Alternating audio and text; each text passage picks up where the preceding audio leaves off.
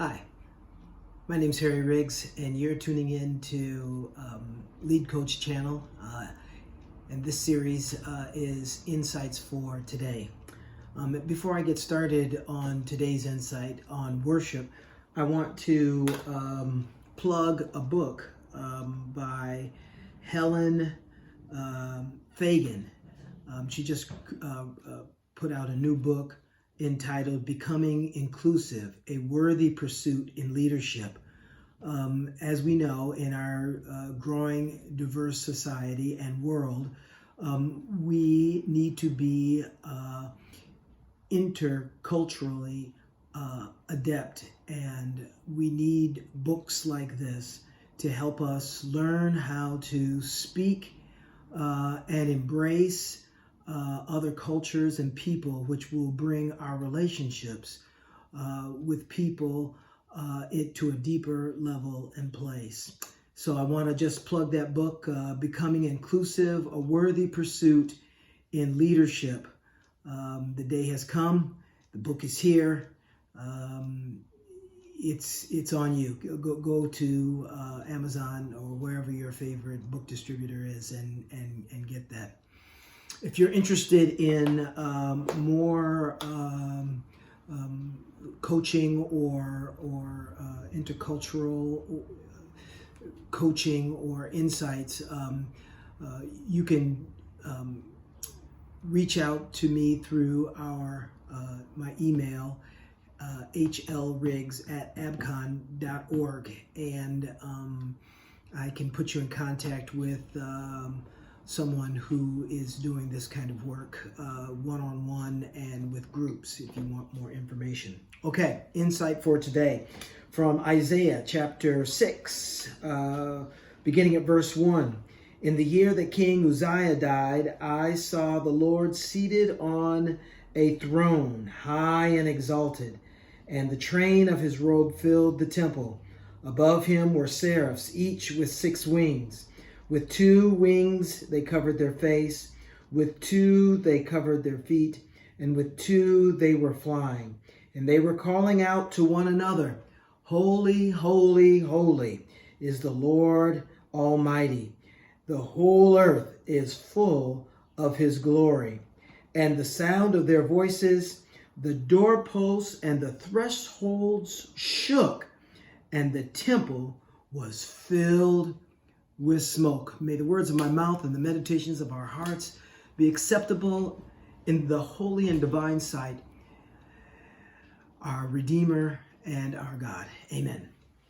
Hey, so today I want to talk about another principle of a church that is on the path to health and wholeness, and that is worship. Now, it's kind of funny because we spent a lot of time in the early 2000s when hymns were thought to be going out of vogue, and contemporary bands and churches that were, quote, churches that were growing were using praise bands. You know, they had electric guitars and drums and et cetera, et cetera, et cetera. And there's nothing wrong with that. It was interesting, though, because many of our traditional mainline churches try to implement that kind or that style of worship, and it just wasn't. It didn't fit many of them. And so one of the things that I learned during that course of time is something that a preacher told me a long time ago, and that was always be yourself in the pulpit. Because if you are not yourself in the pulpit, then the pulpit is empty, because you will not be there, and the person you're trying to imitate will not be there. And I think that kind of applies for when we are disingenuous in our worship style.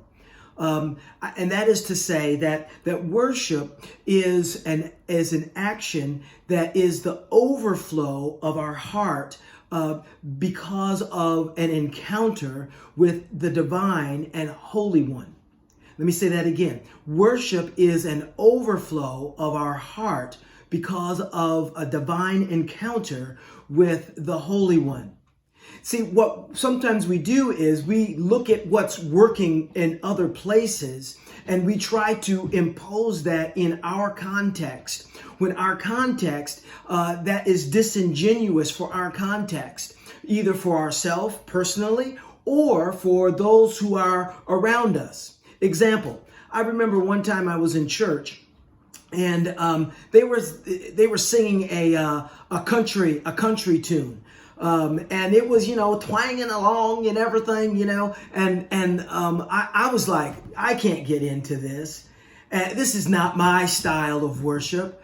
And I paused for a moment to reflect around me. And there were people who were totally engaged with that style of music and worship.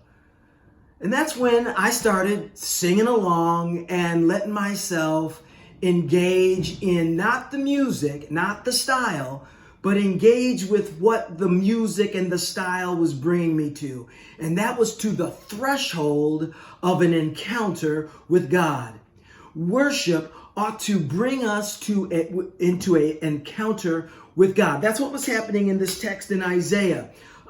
Something happened at the time that King Uzziah died, that Isaiah encountered the Lord in a magnificent and transformative way. I'm pretty sure that Isaiah's life was not the same after this particular encounter. And so we see, it's interesting because I'm pretty sure Isaiah had been in the temple many times. But on this particular time, the Spirit of the Lord showed up. The seraphim manifested, not that they weren't there prior, but they manifested in a way that Isaiah could see them.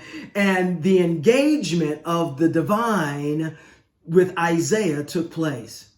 My friends, if we're going to have healthy churches, then we've got to figure out our context. Don't look to your right. Don't look to your left. Don't look at the church that's growing. Look to the hills from whence cometh our help, for our help comes from the Lord. Look to God to help you unpack your contextual situation so that you can worship in a genuine and authentic way, so that you know who's coming and that you are prepared when they get there to engage them with what they stand in need of. One final example, and then I'll close us out. When I went to one of my pastorates, I went to in Lincoln, Nebraska. I thought that I was under the impression that people were done with hymns and traditional music, and come to find out that there is a whole culture of people who want to be quiet. They want to be able to engage God in a reflective and solemn encounter. And so what I learned is that one size doesn't fit all. So what we need to be teaching and helping our congregations, I believe, is how to authentically worship and engage with the styles that we appreciate, but helping us engage and worship in styles that others appreciate. And because they appreciate it, we are able to engage with an encounter, a holy encounter, divine encounter with God. So that's my insight for today, is that worship must be genuine and authentic. We must not imitate. We must not fabricate. We must be genuine and deeply authentic for our churches in a healthy way to engage people so that they are able to encounter the holy and divine. Hey, thanks for joining. Please subscribe to this channel, and we'll have another insight for you in the days to come. When you subscribe, you'll be the first to know that it's come out. So don't forget to hit that button and subscribe to this channel, Lead Coach channel. My name's Harry Riggs. I'm the Executive Minister for American Baptist Churches of Connecticut. And this has been another insight for today.